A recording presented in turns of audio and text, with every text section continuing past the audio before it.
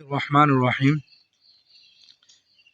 এই মুহূর্তে যে বিষয় সম্পর্কে বলতে যাচ্ছি সেটি হচ্ছে ৩ নং পূর্ব চন্দ্রপুর ইউনিয়নের সাবেক আমিরে জামাত এবং উপজেলা শ্রমিক কল্যাণের সাবেক সভাপতি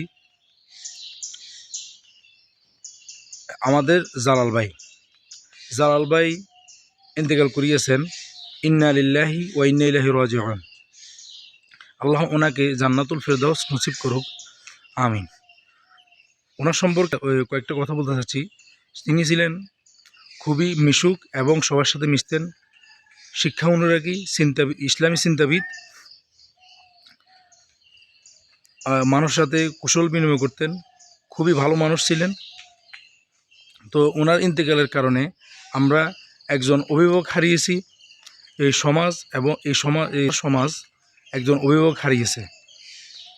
তো ওনার আত্মীয় স্বজন যেন উনি চলে যাওয়ার কারণে, ইন্তেকাল করার কারণে সকলে যেন ধৈর্য ধারণ করতে পারে। আমরা সবার জন্য ওনাদের আত্মীয়দের জন্য দোয়া করি। আসসালামু আলাইকুম।